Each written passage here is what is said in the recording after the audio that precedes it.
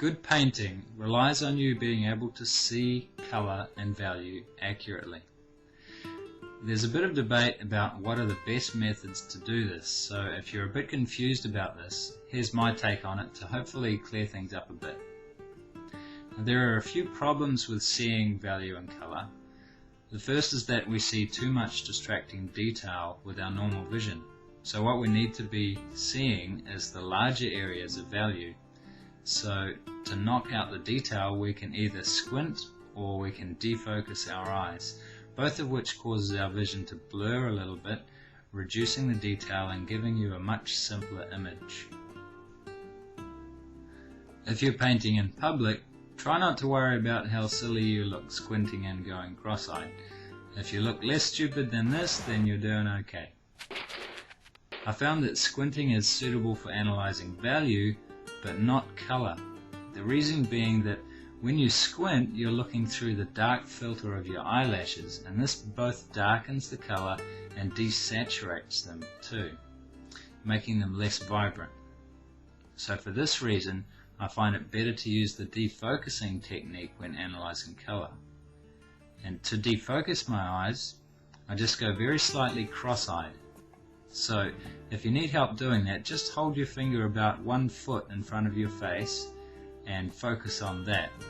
Then you take your finger away and try to keep your eyes focused in the same area and space in front of you. Now see how the background goes all blurry? That's defocusing. It can take some practice till this comes naturally. So when you've got that right, you can see large areas of colour which aren't confused by the small details. Then it's a matter of judging one colour against another. But it's always best to compare similar colours. For example, what's the colour of the sky here compared to the sky here? Is it warmer or cooler? Sure, it's blue, but does it have more green in it or more red in it? Is it more saturated or less saturated?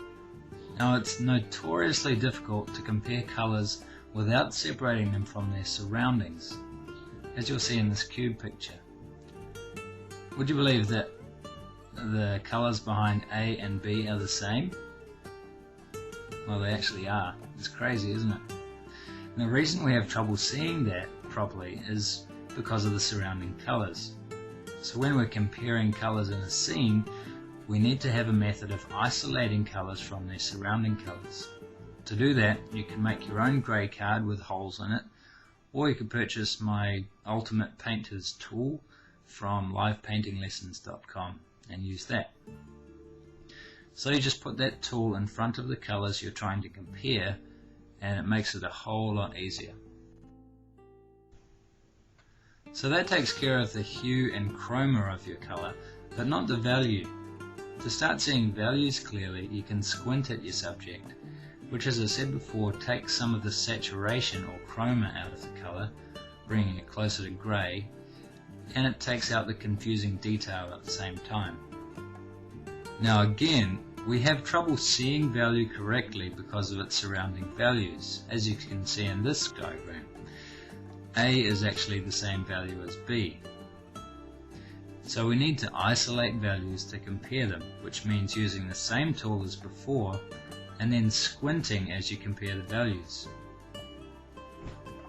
And again, as with colour, you need to compare similar values so that you can make any sort of a meaningful judgment. So there you go. That's how you see and compare colours and values properly. Very important for good painting. Now, mixing colours is a whole nother ballgame, and you can see how that's done in my other lessons at livepaintinglessons.com. Till next time, I'm Richard Robinson. Happy painting.